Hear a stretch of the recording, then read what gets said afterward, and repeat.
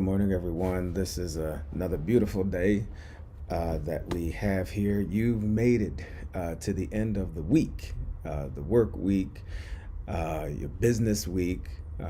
Most of us consider this to be the end of the week. It is Fantastic Friday, and we are here again live at the Journey Church for our word of the day. We have a special word today. It's a wonderful word. I want to get into it because we have the time to really dive into this.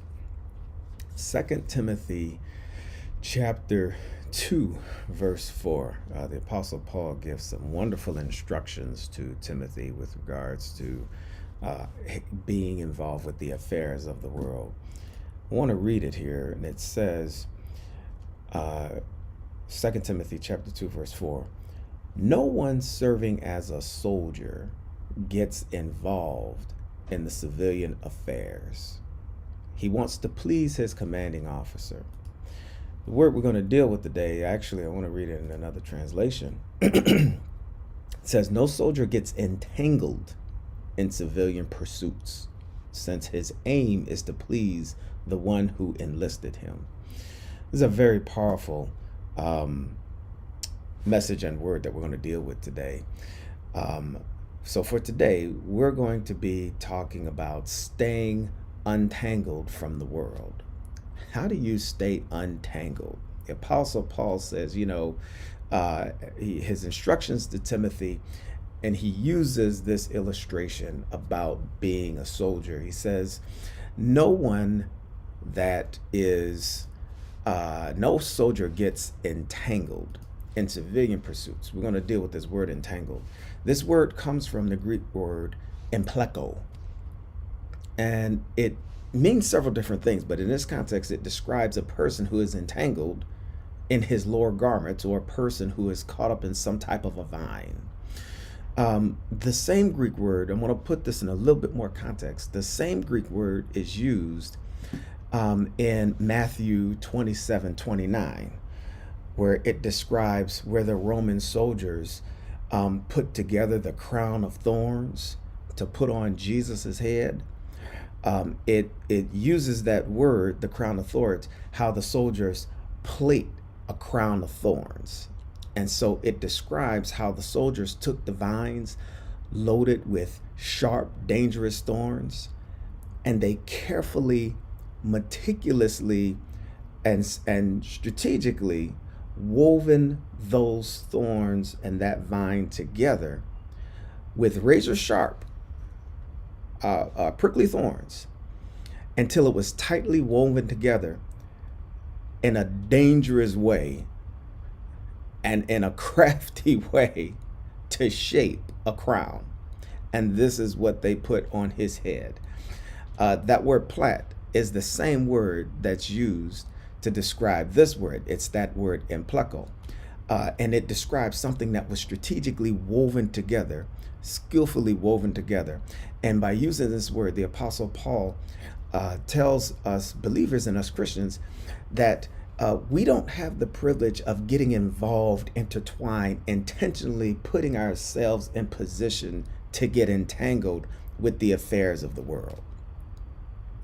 That we don't have this time and this opportunity to continue to involve ourselves, and then to, in such a way, intentionally continue to involve ourselves in things that's going to hinder us from doing what the one who has enlisted us to do. We want to be able to please the one who has enlisted us, and we do that by not getting ourselves so involved with the things of the world that it causes us to not run our fullest potential, to stumble, to be distracted, and to get in places that becomes difficult for us to be witnesses of the one who enlisted us, who is Jesus Christ.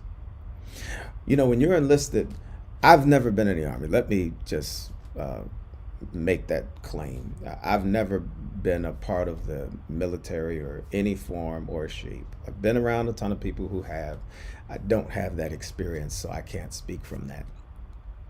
But I can speak from being a part of something and enlisted in something. When you make a commitment to something, You are stripped of all of what you have known of the world, because now you belong a part of something that you are going to commit yourself to and that you're going to list and be a servant to. And in order for you to do that, you have to be stripped of some of the things, if not all of the things that you have known, that you have been brought up, because now you're being shaped and molded to serve. If we're going to be servants for Christ, we have to be stripped of all of these things of the world that that we may have care of, or things that we may want to get involved in, things that we used to be involved in. We have to come to know and understand that the one who enlisted us has an agenda. He has a kingdom.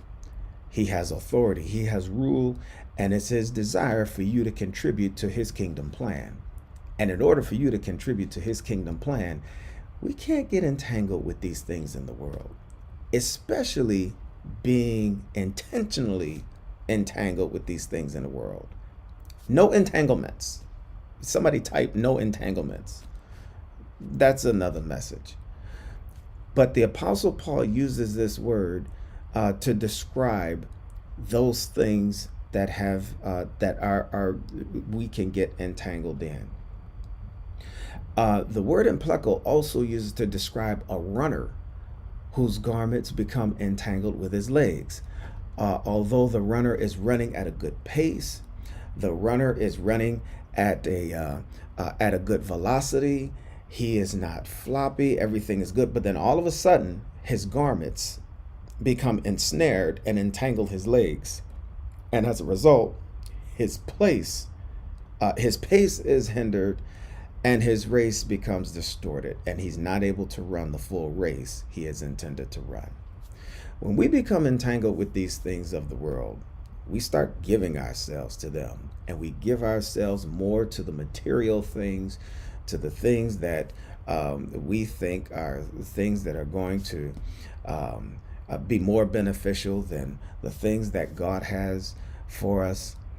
It tends to hinder our race, and it tends to hinder our run. It tends to hinder our walk, and it tends to hinder a lot of things that we are destined to have and to be, because this is not the plan of God. The plan of God has to be what we are committing ourselves to, and making sure that the one who enlisted us are who we take our commands from. So when we look at this verse, we can kind of put it in this way. No one serving as a soldier permits himself or herself to get intertwined, ensnared, or entangled in the affairs of life, or in the affairs of this world. It's important for us to know and understand that the things that God has for us and the promises that he has for us are far greater than anything this world could offer.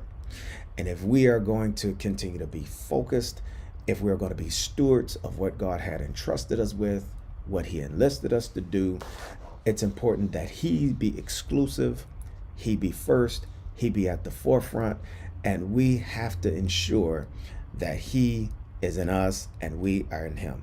If we're going to be entangled in anything, we need to be entangled with the Holy Spirit, and the Holy Spirit in us and we in him, and he's leading, guiding, and directing us. He's our paraclete. He walks side by side with us and holds us up as we go through our daily affairs.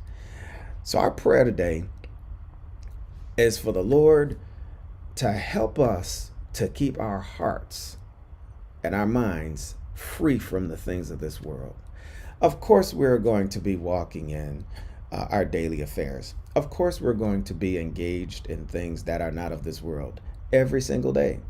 That's why it's important to ask the Lord to keep us in our minds focused and stayed on him, so that we can be at a peace that only he can give, and so that we can walk and do only the things that he has given us to do. Will we be challenged? Absolutely. But Christ and his light, our prayer is that it will shine more brighter than anything in this world and be more attractive to us. And not only us, but our light will be attractive to others, so that they can come to know Christ too. We declare today, our confession is that we boldly declare that our hearts and our souls are free in Jesus Christ. No entanglement will hinder us from what Christ has to offer. and for what Christ wants to do in your life. Well, I hope this has been a blessing to you. The time is up. It's our 10 minutes. I hope you go today and keep your mind stayed on Jesus and stay free from the entanglement and the affairs and cares of this world. Have a fantastic Friday.